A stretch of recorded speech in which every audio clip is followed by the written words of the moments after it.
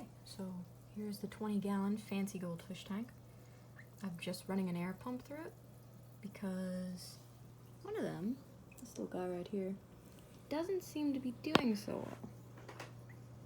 And I don't know if you could see it, but he's got, I don't think you can see it on camera. Now he's hiding behind the plant. A nice plant right there. I think it's some sort of sword plant. Anyway, he's got some little white flecks on him, and I think that it is some sort of parasite or ick or something. I don't think it's ick though, because it's not. I don't see any little white spots on his fins. Usually on his fins is where they get the ick, the little white spots. It looks like somebody dipped them in salt. But either way, look, right there. Let's see. He's got some little white things on him, and he didn't eat when I gave them food this morning. So I decided to treat them. I decided to treat the tank with this parasite remedy. And it says I treat it every other day for a total of 3 treatments. So I just put in 1 dose today, and I took out the carbon in the filter, because if you leave the carbon in there, it's going to remove all the medicine, and we don't want that. So I put an air stone in there to help circulate the water and help move the medication around. And hopefully, after the 3 treatments, he'll be feeling better. Now, I understand that this tank is a bit small for all these goldfish, but I plan on getting them a nice 100-gallon tank in the future. Because right now they're babies. Every time you get a fish from a pet store, it's a baby. These are very, very little. They're supposed to get about 6 inches. Like even the biggest guy in here, he's still a little guy. He's still a little baby. Okay, so they're going to grow very, very big. So their home needs to be very, very big. So I've got, and the rule of thumb is that you get about 10 gallons per goldfish. Well, I've got about 8 baby goldfish in here. So they are going to need at least 80 gallons or more. So I'm going to get them over the summer when I come home from college, a nice big 100-gallon tank, and I'm going to set it up for them, and they're going to be much, much happier. Now see, these little guys in the back, these are glowfish. Those are 3 little danios.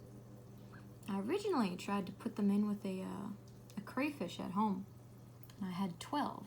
Wow. And now there's only 3 here, but I bought 12. Well, you know what that little crayfish did? He ate most of them. Now I didn't think he would be able to catch these guys because they're so quick. But anyway, I came back after putting 12 little gold glowfish in the tank, and he ate them. So to save the remaining, I just threw them in with the goldfish, and they're doing fine. People say they need a heater, but like, I've kept these guys in here without a heater, and they're doing just fine. They're okay. They're thriving. I've been in here a good 5 months. So anyway, yes, this tank is way too small for all these goldfish, and they are going to need a bigger tank very, very soon. And that guy back there, that is a common pleco. Now, common plecos can be up to 2 feet long. So he especially is going to need a bigger tank. He would need at least a 55-gallon tank. I'm probably going to put him in the 100-gallon with all these guys. I was looking at PetSmart the other day, and they've got some really nice 100-gallon tanks over there. Anyway, yeah, these are all baby fish. You always have to remember that whenever you buy a little goldfish. You have to remember that it's a baby, and it's going to get very, very big. Especially, now these are fancy goldfish. They only get to be about 6 inches long. Now if we come over here to common goldfish. These are baby common goldfish. They can go up to be about 12 feet long. And I've got about 10 of them in this 10-gallon tank, which is absolutely way too small for them. And they too are going to need at least a 100-gallon tank. Now I'm not sure I'm going to be able to keep all of them because they get so big.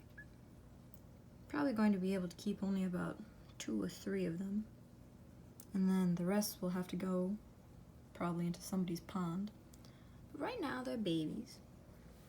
Okay, when I got them they were very, very small. They were about the size of this little guy right here. And they've grown quite rapidly. This is just 8 months worth of growth. In a year, going to get about much bigger. And if I had them in a bigger tank, they would grow really fast. But they're all doing well in here, and I think the reason for that is I've got a ton of plants in here to help combat all the ammonia these guys produce. I've got a ton of plants. I've got a bunch of little snails in here. I don't know where they are. I can't see them right now. Help me out with the cleaning. And then I also make sure that I've got a lot of bacteria in here that help eat the ammonia. I do put, some AquaSafe bacteria. I don't know where the bottle is right now. But I put some Safe Start bacteria in here when I do a water change. And that also helps to combat the ammonia. I've got a Bristol nose pleco in here. And I've got 3 celestial pearl danios. Now the reason I have these is because my boyfriend is breeding cherry shrimp. But these guys kept picking on the cherry shrimp. Whenever they molted, they would eat one. So he didn't like that, so he decided that to just put them in this tank. So I was like, okay, why not? These guys are also going to get a bigger tank when I go home from college. Because this is way too small. This is causing space. Yeah, but no, anyway, there's a Bristol nose pleco in here. He likes to hide. I don't know where he is right now. Now he only gets to be about 4 inches, so not too big. Either way, I'll get these guys a bigger tank, and then I'm not sure what I'm gonna do with it. I was thinking maybe to get pea puffers. I really want to get they're these little freshwater pufferfish, and they only get to be like maybe 2 inches. 2 inches big. And they're adorable. So yeah, here's my tank right here. Goldfish tank. I really like goldfish. It's because they're not picky about their water parameters. And because I'm in college, it's really nice because I don't have to worry about that so much. Here's a beta.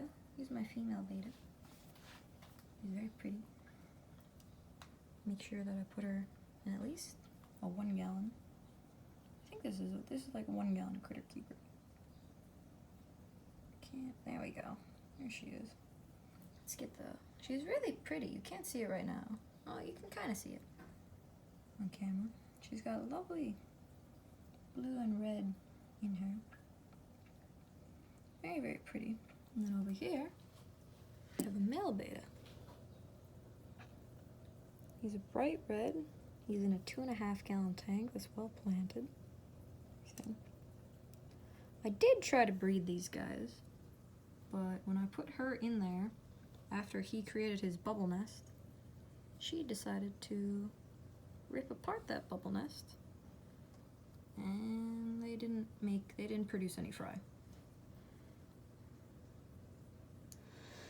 Nope, nothing happened.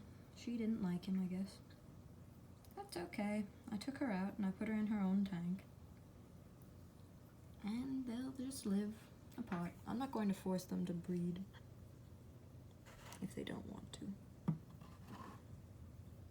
He doesn't create any bubble nests after that, so just hangs out in here. He's got a nice big roomy tank. This is what you should keep betas in, really. It's got a heater on the back. Keep his tank water warm. She doesn't have a heater.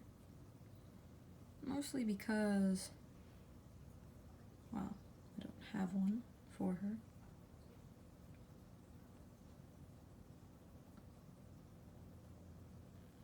But she's okay.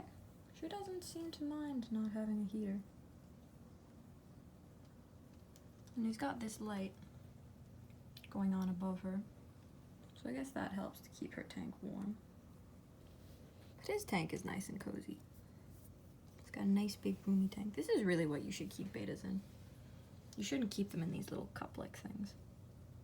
They'll live much longer and much healthier if you put them in something like this. See how pretty he is? They also get really nicely colored up when they're in the right conditions. So yeah, those are my fish tanks. I live in college, so I can't keep anything over 20 gallons. So this is what I have. As soon as the next semester I plan, after these guys are put in the 100-gallon, I plan on making this, I guess, yeah, I'll do a pea puffer tank, why not? I tried to do a pea puffer tank, like with this tank originally. I had a filter on it and everything. But I didn't know that the pea puffers only like to eat live food. And by the time I realized that, it was too late. He had already perished. So, that was a shame, but I'm going to try again. It was my fault. They said they liked frozen food. I tried to give the little guy frozen food, but he didn't take to it. He didn't eat it. So, he just didn't eat. We're going to try again. This time I'm going to try a bigger tank. And first I'm going to start up a culture of live bloodworms, brine shrimp, snails. Because pea puffers are very, very picky eaters. Well, maybe we'll get some other kind of puffer, but I think because it's such a small tank, it's really only fit for like 3 pea puffers. Get 3 pea puffers, some bottom dwellers, like some auto catfish. I think that'll be nice, especially with all these plants. They'll be nice and happy. Plus, I think it's very exotic. And then with this tank, once we have these goldfish out of here, I'm gonna make a gourami tank. And get some more plants in here and fix the substrate. I really want to do a thick bed of sand substrate. Right now we have some crushed coral, which it makes the water really cloudy at first. Then afterwards, it clears up and the water becomes crystal clear after a few weeks. Like, look how clear my water is. I'd never had water this clear before I put this in here. Like, at first it makes the water look like milk, like it's super cloudy. But then after a couple water changes and a couple of days, it clears up and it's really nice. Yeah. That's it for today, guys. See you